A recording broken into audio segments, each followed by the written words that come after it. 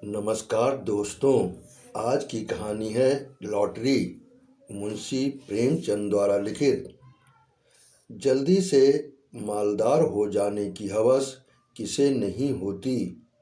उन दिनों जब लॉटरी के टिकट आए तो मेरे दोस्त विक्रम के पिता, चचा, अम्मा और सभी भाई सभी ने एक एक टिकट खरीद लिया।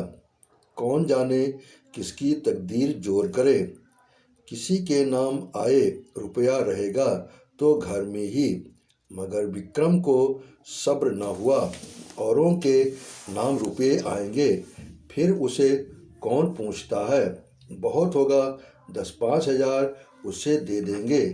इतने रुपयों में उसका क्या होगा। उसकी जिंदगी में बड़े बड़े मंसूबे थे। पहले तो उसे संपूर्ण जगत की यात्रा करनी थी, एक एक कोने की। पेरू और ब्राज़ील और टिम्बुक्टू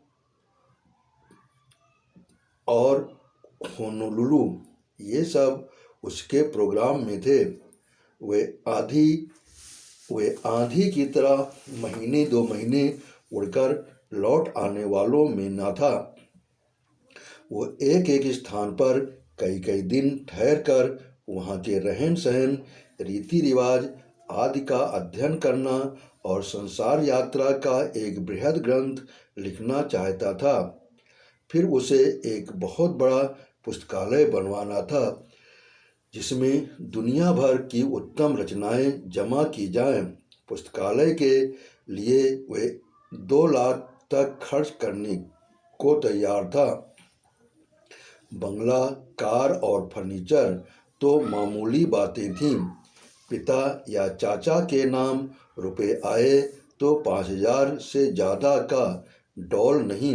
अम्मा के नाम आए तो 20,000 मिल जाएंगे, लेकिन भाई साहब के नाम आ गए तो उसके हाथ ढेला भी न लगेगा। वह आत्माभिमानी था। घर वालों से खैरात या पुरस्कार के रूप में कुछ लेने की बात उसे अपमान सी लगती थी। कहा करता था, भाई, किसी के सामने हाथ फैलाने से तो किसी गड्ढे में डूब मरना अच्छा है। जब आदमी अपने लिए संसार में कोई स्थान न निकाल सके तो यहाँ से प्रस्थान कर जाए। वह बहुत बेकरार था। घर में लॉटरी टिकट के लिए उसे कौन रुपए देगा, और वह मांगेगा भी तो कैसे। उसने बहुत सोच विचार कर कहा, क्यों न हम तुम साझे में एक टिकट ले लें। तजवीज़ मुझे भी पसंद आई। मैं उन दिनों स्कूल मास्टर था। 20 रुपये मिलते थे, उसमें बड़ी मुश्किल से गुजर होती थी। 10 रुपये का टिकट खरीदना मेरे लिए सफ़ेद हाथी खरीदना था। हाँ, 1 महीना दूध, घी, जलपान और ऊपर के सारे खर्चे तोड़कर 5 रुपये की गुंजाइश निकल सकती थी। फिर भी जी डरता था, कहीं से कोई बलाई रकम मिल जाए तो कुछ हिम्मत बढ़े। विक्रम ने कहा, कहो तो अपनी अंगूठी बेच डालूं। कह दूंगा उंगली से फिसल गई। अंगूठी 10 रुपये से कम की ना थी। उसमें पूरा टिकट आ सकता था। अगर कुछ खर्च किए बिना ही टिकट में आधा आधा साझा हुआ जाता है तो क्या बुरा है। सहसा विक्रम फिर बोला, लेकिन भाई, तुम्हें नगद देने पड़ेंगे। मैं 5 रुपये नगद लिए बगैर साझा न करूँगा। अब मुझे औचित्य का ध्यान आ गया। बोला, नहीं दोस्त, ये बुरी बात है। चोरी खुल जाएगी तो शर्मिंदा होना पड़ेगा और तुम्हारे साथ मुझे भी डांट पड़ेगी। आखिर ये तय हुआ कि पुरानी किताबें किसी सेकंड हैंड किताबों की दुकान पर बेच डाली जाएं और उससे रुपये टिकट लिया जाए। किताबों से ज़्यादा बेजरूरत हमारे पास और कोई चीज़ न थी। हम दोनों साथ ही मैट्रिक पास हुए थे और ये देखकर कि जिन्होंने डिग्रियां लीं अपनी आंखें फोड़ी और घर के रुपए बर्बाद किए, वे भी जूतियां चटका रहे थे। हमने वही हाल्ट कर दिया। मैं स्कूल मास्टर हो गया और विक्रम मटर गश्ती करने लगा। हमारी पुरानी पुस्तकें अब दीमकों के सिवा हमारे किसी काम की ना थीं। हमसे जितना चाटते बनता चाटा, उनका सत्य निकाल लिया। अब उन्हें चूहे चाटे या दीमक, हमें परवाह न थी। आज हम दोनों ने उन्हें कूड़े खाने से निकाला और झाड़ फूंक कर एक बड़ा सा गट्ठर बांधा। मास्टर था, किसी बुकसेलर की दुकान पर किताब बेचते हुए झेंपता था। मुझे सभी पहचानते थे, इसलिए ये खिदमत विक्रम के सुपुर्द हुई और आध घंटे में 10 रुपये का एक नोट लिए उछलता कूदता आ पहुंचा। मैंने उसे इतना प्रसन्न कभी ना देखा था। किताबें 40 रुपये से कम की ना थीं, पर ये 10 रुपये उस वक्त हमें जैसे पड़े हुए मिले। अब टिकट में आधा साझा होगा, 10 लाख की रकम मिलेगी, 5 लाख मेरे हिस्से में आएंगे, 5 विक्रम के। हम अपने इसी में मगन थे। मैंने संतोष का भाव दिखाकर कहा, 5 लाख भी कुछ कम नहीं होते जी। विक्रम इतना संतोषी न था, बोला, 5 लाख क्या, हमारे लिए तो इस वक्त 500 भी बहुत हैं भाई, मगर जिंदगी का प्रोग्राम तो बदलना पड़ गया। मेरी यात्रा वाली स्कीम तो टल नहीं सकती। हाँ, पुस्तकालय गायब हो गया। मैंने आपत्ति की, आखिर यात्रा में तुम 2 लाख से ज़्यादा तो ना खर्च करोगे? जी नहीं, उसका बजट तो 3.5 लाख का है, 7 वर्ष का प्रोग्राम है, 50,000 रुपये साल ही तो हुए, 4,000 महीना कहो। मैं समझता हूँ 2,000 में तुम बड़े आराम से रह सकते हो। विक्रम ने गर्म होकर कहा, मैं शान से रहना चाहता हूँ, भिखारियों की तरह नहीं। 2,000 में भी तुम शान से रह सकते हो, जब तक आप अपने हिस्से में से 2 लाख मुझे न दे देंगे, पुस्तकालय न बनेगा। कोई ज़रूरी नहीं कि तुम्हारा पुस्तकालय शहर में बेजोड़ हो, मैं तो बेजोड़ ही बनाऊंगा, इसका तुम्हें अख्तियार है, लेकिन मेरे रुपए में से तुम्हें कुछ ना मिल सकेगा। मेरी ज़रूरत देखो, तुम्हारे घर में काफ़ी जायदाद है, तुम्हारे सिर कोई बोझ नहीं, मेरे सिर तो सारी गृहस्थी का बोझ है। 2 बहनों का ब्याह है, 2 भाइयों की शिक्षा, नया मकान बनवाना है। मैंने तो निश्चय कर लिया है कि 100 रुपये सीधे बैंक में जमा कर दूंगा, उनके सूद से काम चलाऊंगा, कुछ ऐसी शर्तें लगा दूंगा कि मेरे बाद भी कोई इस रकम में हाथ न लगा सके। विक्रम ने सहानुभूति के भाव से कहा, हाँ, ऐसी दशा में तुमसे कुछ मांगना अन्याय है। खैर, मैं ही तकलीफ उठा लूँगा, लेकिन बैंक के सूद की दर तो बहुत गिर गई है। हमने कई बैंकों में सूद की दर देखी, अस्थायी कोष भी हैं, सेविंग बैंक की भी। बेशक दर बहुत कम थी, 2-2.5 रुपये सैकड़े ब्याज पर जमा करना व्यर्थ है, क्यों न लेन देन का कारोबार शुरू किया जाए। विक्रम भी अभी यात्रा पर न जाएगा, दोनों के साझे में कोठी चलेगी।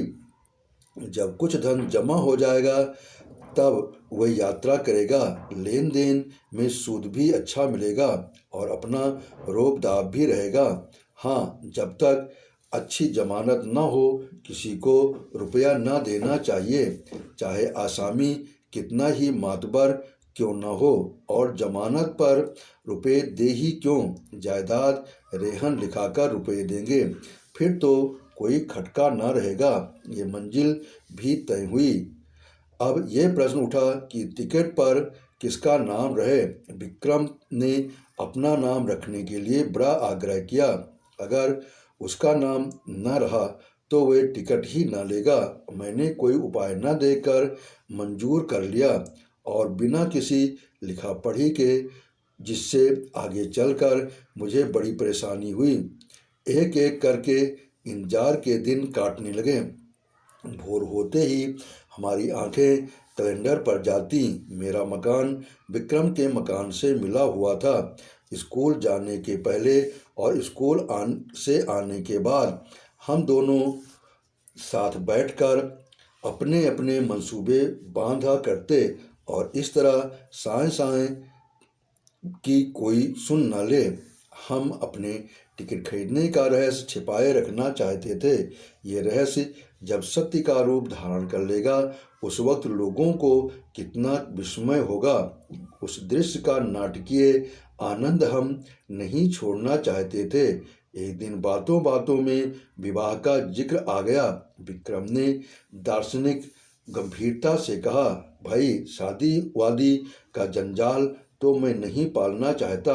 व्यर्थ की चिंता और हाय हाय पत्नी की नाजबरदारी में ही बहुत से रुपये उड़ जाएंगे। मैंने इसका विरोध किया। हाँ, ये तो ठीक है, लेकिन जब तक जीवन में सुख दुख का कोई साथी न हो जीवन का आनंद ही क्या। मैं तो विवाहित जीवन से इतना विरक्त नहीं हूँ। हाँ, साथी ऐसा चाहता हूँ जो अंत तक साथ रहे और ऐसा साथी पत्नी के सिवा दूसरा नहीं हो सकता। विक्रम जरूरत से ज़्यादा तुनक मियाजी से बोला, खैर अपना अपना दृष्टिकोण है। आपको बीबी मुबारक और कुत्तों की तरह उसके पीछे पीछे चलना तथा बच्चों को संसार की सबसे बड़ी विभूति और ईश्वर की सबसे बड़ी दया समझना मुबारक। बंदा तो आज़ाद रहेगा। अपने मज़े से चाहा और जब चाहा उड़ गए और जब चाहा घर आ गए। ये नहीं कि हर वक्त एक चौकीदार आपके सिर पर सवार हो। जरा सी देर हुई घर आने में और फौरन जवाब तलब हुआ, कहाँ थे अब तक। आप कहीं बाहर निकले और फौरन सवाल हुआ, कहाँ जाते हो। और जो कहीं दुर्भाग्य से पत्नी जी भी साथ हो गई तब तो डूब मरने के सिवा आपके लिए कोई मार्ग ही नहीं रह जाता। ना भैया, मुझे आपसे जरा भी सहानुभूति नहीं। बच्चे को जरा सा जुकाम हुआ और आप बेतहाशा दौड़े चले जा रहे हैं होम्योपैथिक डॉक्टर के पास। जरा उम्र खिसकी और लौंडे बनाने लगे कि कब आप प्रस्थान करें और वो गुलछर्रे उड़ाएं। मौका मिला तो आपको जहर खिला दिया और मशहूर किया कि आपको कालरा हो गया था। मैं इस जंजाल में नहीं पड़ता। कुंती आ गई। वो विक्रम की छोटी बहन थी, कोई 11 साल की, छठे में पढ़ती थी और बराबर फेल होती थी। बड़ी चिलबिली, बड़ी शोक। इतने धमाके से द्वार खोला कि हम दोनों चौंक कर उठ खड़े हुए। विक्रम ने बिगड़ कर कहा, तू बड़ी शैतान है कुंती। किसने तुझे बुलाया यहाँ। कुंती ने खुफिया पुलिस की तरह कमरे में नज़र दौड़ाकर कहा, तुम लोग हरदम यहाँ किवाड़ बंद किए बैठे क्या बातें किया करते हो। जब देखो यहीं बैठे हो, न कहीं घूमने जाते हो न तमाशा देखने। कोई जादू मंत्र जगाते होंगे। विक्रम ने उसकी गर्दन पकड़कर हिलाते हुए कहा, हाँ, एक मंत्र जगा रहे हैं जिसमें तुझे ऐसा दूल्हा मिले जो रोज गिनकर 5,000 हंटर जमाए सड़ासड़। कुंती उसकी पीठ पर बैठकर बोली, मैं ऐसे दूल्हे से ब्याह करूंगी जो मेरे सामने खड़ा पूंछ हिलाता रहेगा। मैं मिठाई के दोने फेंक दूंगी और वो चाटेगा। जरा भी ची चुपड़ करेगा तो कान गरम कर दूंगी। अम्मा को लॉटरी के रुपए मिलेंगे तो 50,000 मुझे दे दें, बस चैन करूंगी। मैं दोनों वक्त ठाकुर जी से अम्मा जी के लिए प्रार्थना करती हूँ। अम्मा कहती हैं, कुंवारी लड़कियों की दुआ कभी निष्फल नहीं होती। मेरा मन तो कहता है अम्मा को जरूर रुपए मिलेंगे। मुझे याद आया, एक बार मैं अपने ननिहाल देहात में गया था तो सूखा पड़ा हुआ था। भादों का महीना आ गया था मगर पानी की बूंद नहीं। सब लोगों ने चंदा करके गांव की सब कुंवारी लड़कियों की दावत की थी और उसके तीसरे दिन मूसलाधार बारिश हुई थी। अवश्य ही कुंवारियों की दुआ में असर होता है। मैंने विक्रम को अर्थपूर्ण आंखों से देखा। विक्रम ने मुझे आंखों ही में हमने सलाह कर ली और निश्चय भी कर लिया। विक्रम ने कुंती से कहा, अच्छा, तुझसे एक बात कहें, किसी से कहोगी तो नहीं? नहीं, तू तो बड़ी अच्छी लड़की है, किसी से न कहेगी। मैं अब की बार तुझे खूब पढ़ाऊंगा और पास करा दूंगा। बात यह है कि हम दोनों ने भी लॉटरी का टिकट लिया है। हम दोनों के लिए भी ईश्वर से प्रार्थना किया कर। अगर हमें रुपए मिले तो तेरे लिए अच्छे अच्छे गहने बनवा देंगे। सच, कुंती को विश्वास न आया। हमने कस्में खाईं। वे नखरे करने लगी। जब हमने उसे सिर से पांव तक सोने और हीरे से मर देने की प्रतिज्ञा की, तब वे हमारे लिए दुआ करने पर राजी हुई। लेकिन उसके पेट में मनोमिठाई पच सकती थी। वो जरा सी बात न पची, सीधे अंदर भागी और एक क्षण में सारे घर में ये खबर फैल गई। अब जिससे देखिए विक्रम को डांट रहा है, अम्मा भी, चचा भी, पिता भी, केवल विक्रम की शुभ कामना से या तो किसी भाव से, कौन जाने बैठे बैठे तुम्हें हिमाकत ही सूझती है। रुपए लेकर पानी में फेंक दिए। घर में इतने आदमियों ने तो टिकट लिया ही था, तुम्हें लेने की क्या जरूरत थी? क्या तुम्हें उसमें से कुछ ना मिलते? और तुम्हें भी मास्टर साहब बिल्कुल घोंघा हो। लड़के को अच्छी बातें क्या सिखाओगे? उसे और चौपट किए डालते हो। विक्रम तो लाडला बेटा था, उसे और क्या कहते? कहीं रूठ कर एक दो जून खाना ना खाए तो आफत ही आ जाए। मुझ पर सारा गुस्सा उतरा। उसकी सोहबत से लड़का बिगड़ा जाता है, पर उपदेश कुशल बहुतेरे वाली कहावत मेरी आंखों के सामने थी। मुझे अपने बचपन की एक घटना याद आई। होली का दिन था। शराब की एक बोतल मंगवाई गई थी। मेरे मामू साहब उन दिनों आए हुए थे। मैंने चुपके से कोठरी से जाकर गिलास में एक दो घूंट शराब डाली और पी गया। अभी गला जल ही रहा था कि आंखें लाल ही थी कि मामू साहब कोठरी में आ गए और मुझे मानो सेंधा में गिरफ्तार कर लिया और इतना बिगड़े कि मेरा कलेजा सूखकर छुआरा हो गया। अम्मा ने भी डांटा, पिताजी ने भी डांटा। मुझे आंसुओं से उनकी क्रोधाग्नि शांत करनी पड़ी। और दोपहर ही को मामू साहब नशे में पागल होकर गाने लगे। फिर रोए, फिर अम्मा को गालियां दी। दादा के मना करने पर भी मारने दौड़े और आखिर में कह करके जमीन पर बेसुध पड़े नजर आए। विक्रम के पिता बड़े ठाकुर साहब और ताऊ छोटे ठाकुर साहब दोनों जड़वादी थे, पूजा पाठ की हंसी उड़ाने वाले, पूरे नास्तिक। मगर अब दोनों बड़े निष्ठावान और ईश्वर भक्त हो गए थे। बड़े ठाकुर साहब प्रातःकाल गंगा स्नान करने जाते और मंदिरों के चक्कर लगाते हुए दोपहर को सारी देह में चंदन लपेटे हुए घर लौटते। छोटे ठाकुर साहब घर पर ही गर्म पानी में स्नान करते और गठिया से ग्रस्त होने पर भी राम नाम लिखना शुरू कर देते। धूप निकल आने पर पार्क की ओर निकल जाते और चींटियों को आटा खिलाते। शाम होते ही दोनों भाई अपने ठाकुर द्वारे में जा बैठते और आधी रात तक भागवत की कथा तन्मय होकर सुनते। विक्रम के बड़े भाई साहब प्रकाश को साधु महात्माओं पर अधिक विश्वास था। वे मठों और साधुओं के अखाड़ों और कुटियों की खाक छानते और माताजी को तो भोर से आधी रात तक पूजा, स्नान और व्रत के सिवा कोई काम ही न था। इस उम्र में भी उन्हें श्रृंगार का शौक था, पर आजकल पूरी तपस्विनी बनी हुई थीं। लोग नाहक लालसा को बुरा कहते हैं, मैं तो समझता हूँ इसमें जो कुछ भक्ति निष्ठा और धर्म प्रेम है वह केवल हमारी लालसा, हमारी हवस के कारण।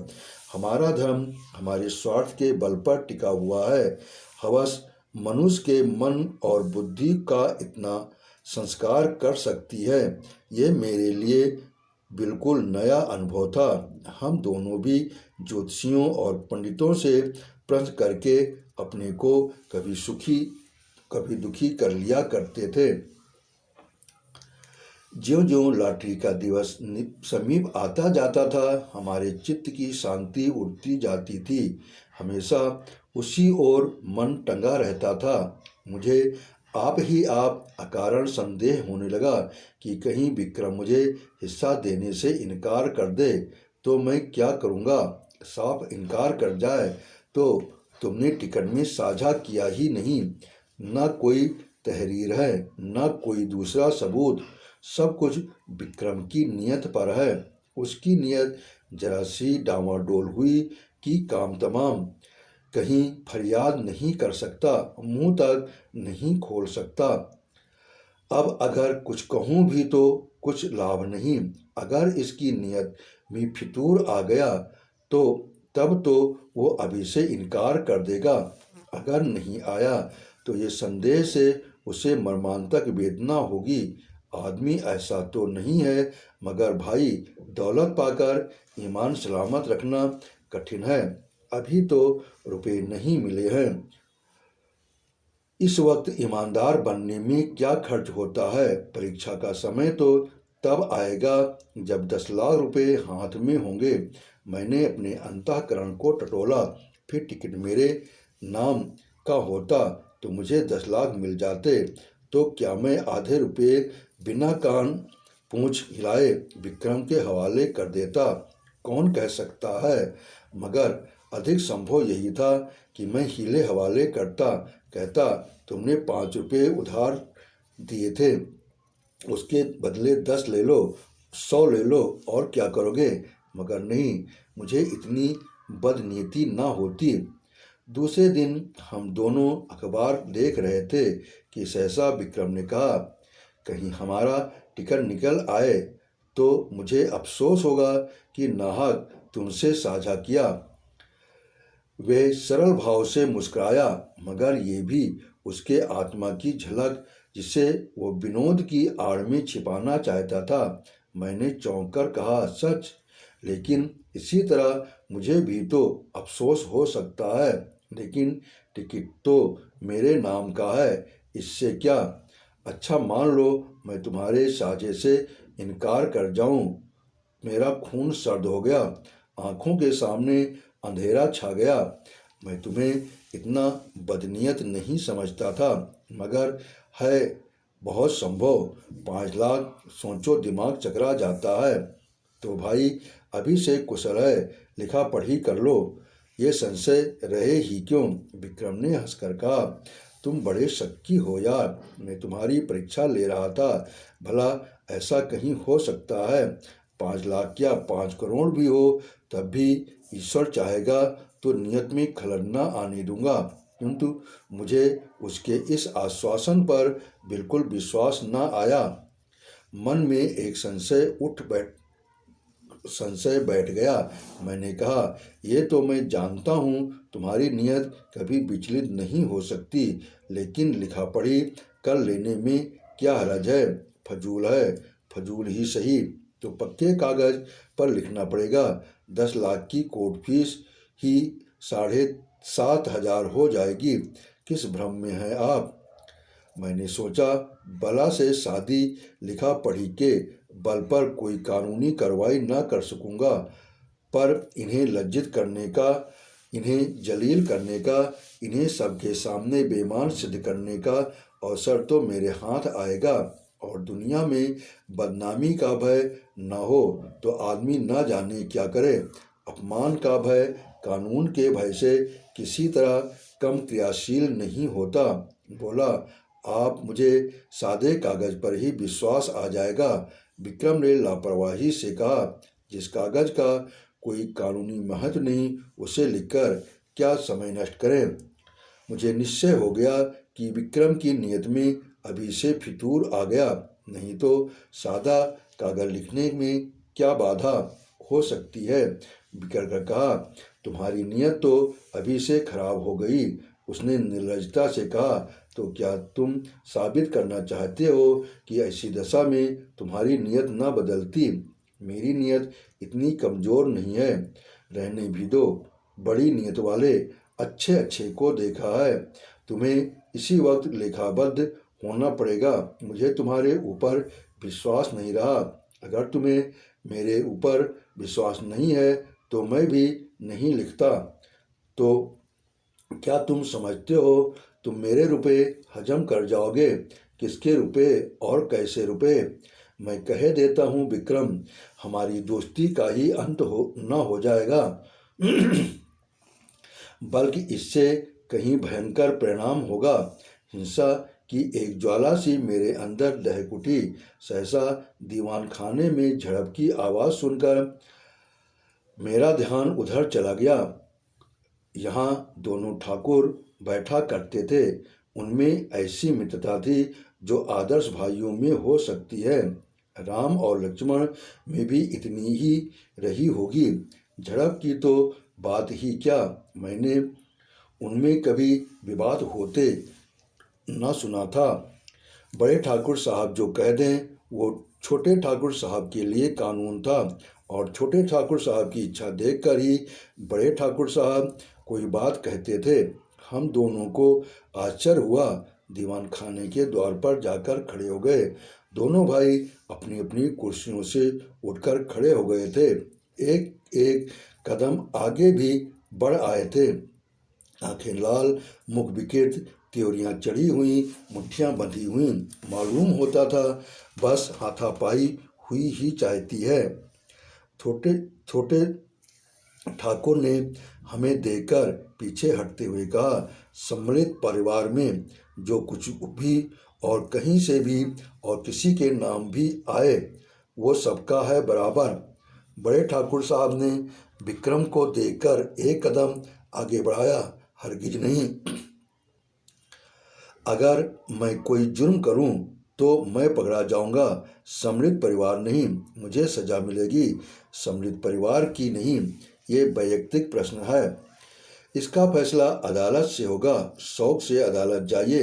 अगर मेरे लड़के, मेरी बीबी या मेरे नाम लॉटरी निकली तो आपका उससे कोई संबंध न होगा। उसी तरह जैसे आपके नाम लॉटरी निकले तो मुझसे, मेरी बीबी से या मेरे लड़के से उससे कोई संबंध न होगा। अगर मैं जानता कि आपकी ऐसी नीयत है तो मैं भी अपनी बीबी बच्चों के नाम से टिकट ले सकता था। ये आपकी गलती है, इसीलिए कि मुझे विश्वास था कि आप भाई हैं। ये जुआ है, आपको समझ लेना चाहिए था। जुए की हार जीत का खानदान पर कोई असर नहीं पड़ सकता।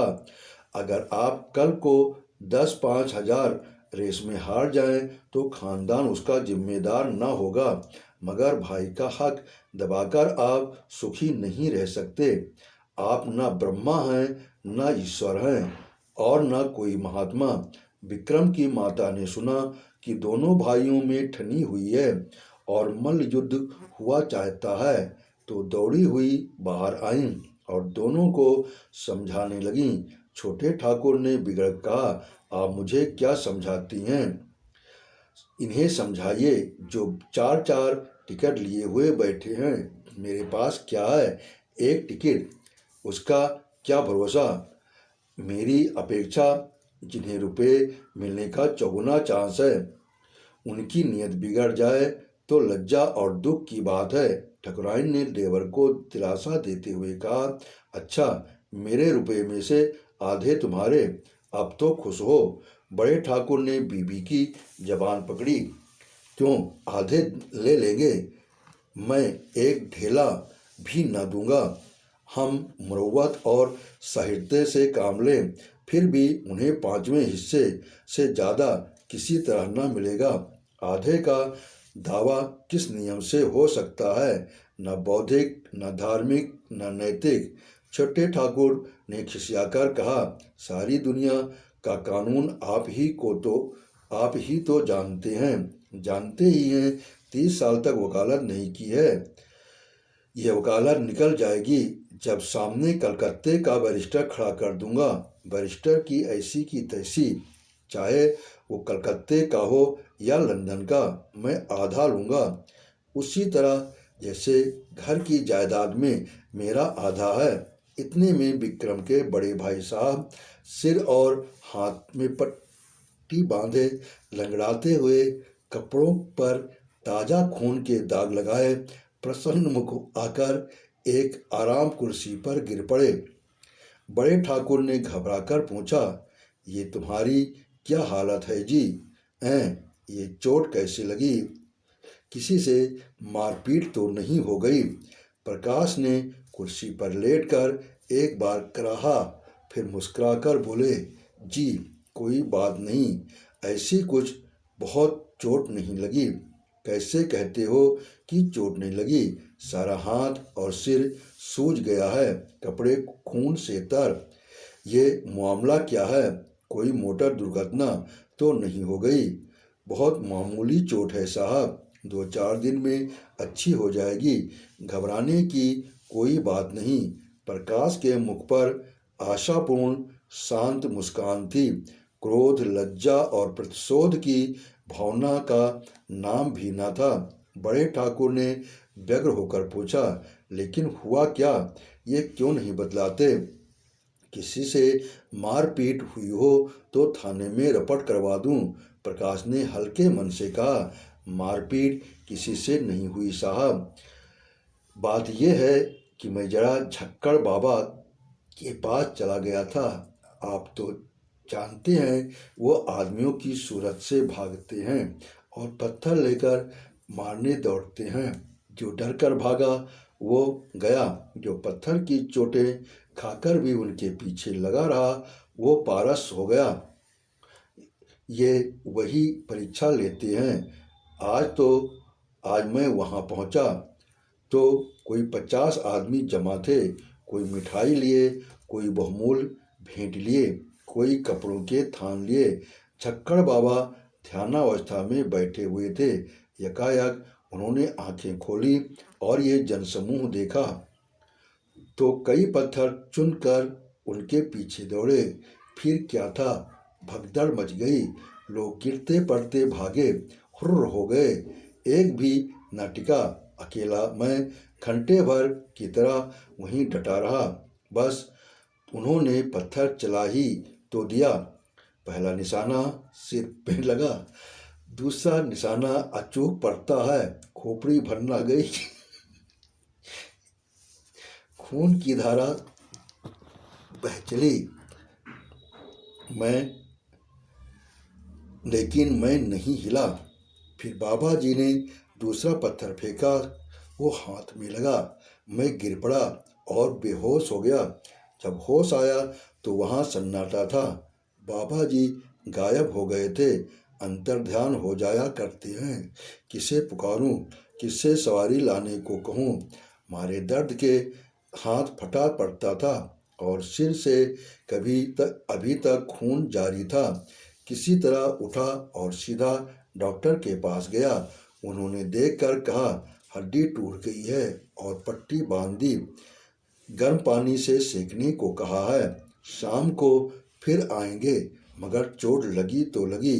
अब लॉटरी के नाम आई धरी है, ये निश्चय है।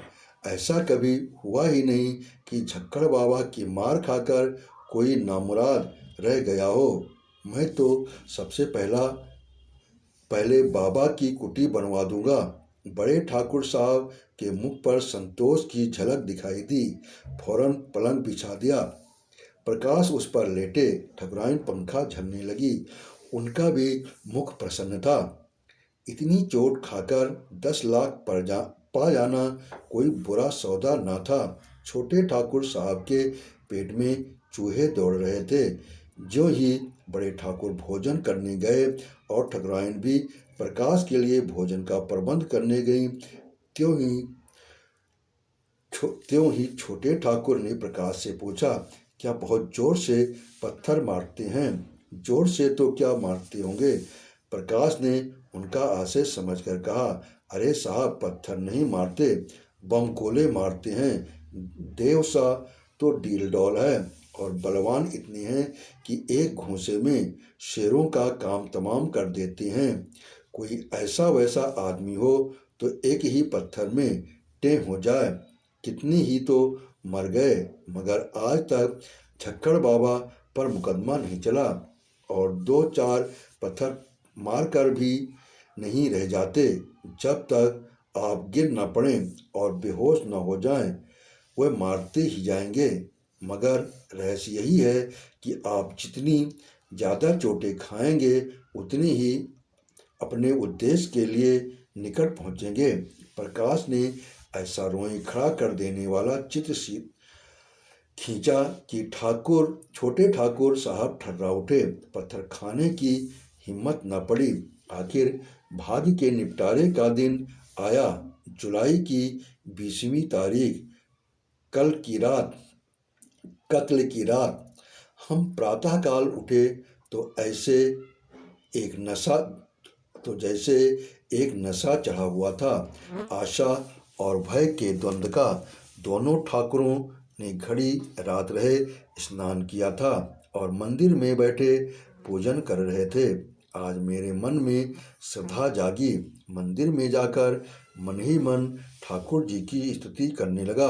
अनाथों के नाथ, तुम्हारी कृपा दृष्टि क्या हमारे ऊपर न होगी?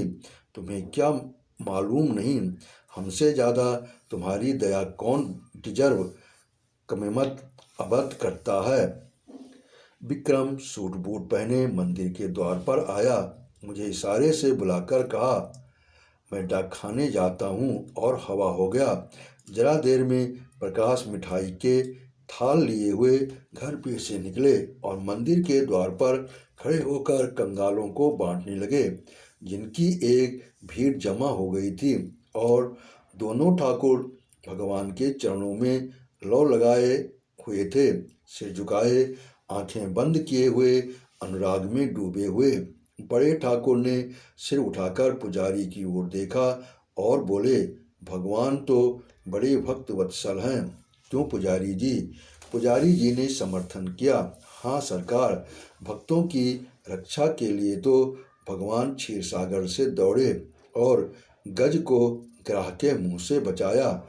एक क्षण के बाद छोटे ठाकुर साहब ने सिर उठाया और पुजारी जी से बोले, क्यों पुजारी जी? भगवान तो सर्वशक्तिमान हैं, अंतर्यामी, सबके दिल का हाल जानते हैं। पुजारी ने समर्थन किया, हाँ सरकार, अंतर्यामी न होते तो सबकी मन की बात कैसे जान जाते। सबरी का प्रेम देकर स्वयं उसकी मनोकामना पूरी की। पूजन समाप्त हुआ, आरती हुई। दोनों भाइयों ने आज ऊंचे स्वर में आरती गाई और बड़े ठाकुर ने 2 रुपये थाल में डाले, छोटे ठाकुर ने 4 रुपये डाले। बड़े ठाकुर ने एक बार कोप दृष्टि से देखा और मुंह फेर लिया। सहसा बड़े ठाकुर ने पुजारी से पूछा, तुम्हारा मन क्या कहता है पुजारी जी? पुजारी बोला, सरकार की फतेह है। छोटे ठाकुर ने पूछा, और मेरी? पुजारी ने उसी मुस्तैदी से कहा, आपको भी फतेह है। बड़े ठाकुर सदा में डूबे हुए भजन गाते हुए मंदिर से निकले। प्रभु जी, मैं तो आयो शरण तिहारे। हाँ प्रभु जी। 1 मिनट में छोटे ठाकुर साहब भी मंदिर से गाते हुए निकले। अब पत राखो मोरे दया निधान, तोरी गति लखी न परे। मैं भी पीछे निकला और जाकर मिठाई बांटने में प्रकाश बाबू की मदद करना चाहा। उन्होंने थाल हटाकर कहा, आप रहने दीजिए, मैं अभी बांटे डालता हूँ, अब रह भी कितनी गई है। मैं खिसियाकर डाकखाने की तरफ चला कि विक्रम मुस्कुराता हुआ साइकिल पर आ पहुंचा। उसे देखते ही सभी जैसे पागल हो गए। दोनों ठाकुर सामने ही खड़े थे, दोनों बाज की तरह झपटे।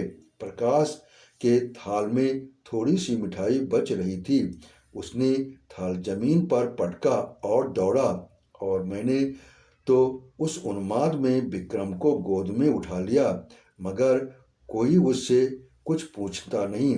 सभी जय जयकार की हाँक लगा रहे हैं।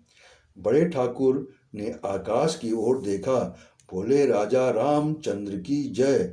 छोटे ठाकुर ने छलांग मारी, बोले, हनुमान जी की जय। प्रकाश तालियां बजाता हुआ चीख उठा, दुहाई झक्खड़ बाबा की।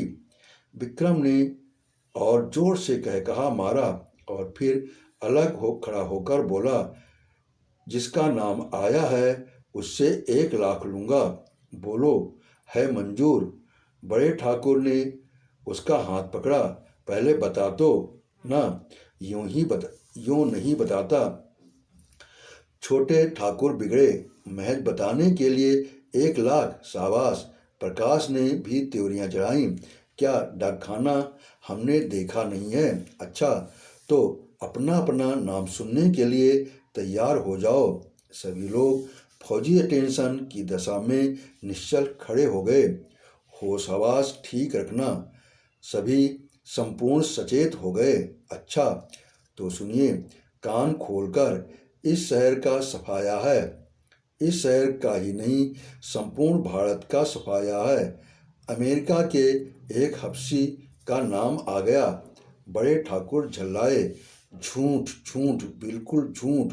छोटे ठाकुर ने पैंतरा बदला, कभी नहीं। 3 महीने की तपस्या यूं ही रही। वाह। प्रकाश ने छाती ठोंक कर कहा, यहाँ सिर मुड़वाए और हाथ तुड़वाए बैठे हैं, दिल लगी है। इतने में और 50 आदमी उधर से रोनी सूरत लिए निकले। वे बेचारे भी डाकखाने से अपनी किस्मत को रोते चले आ रहे थे। मार ले गया अमेरिका का हबशी, अभागा, पिशाच, दुष्ट, और कैसे किसी को विश्वास न आता।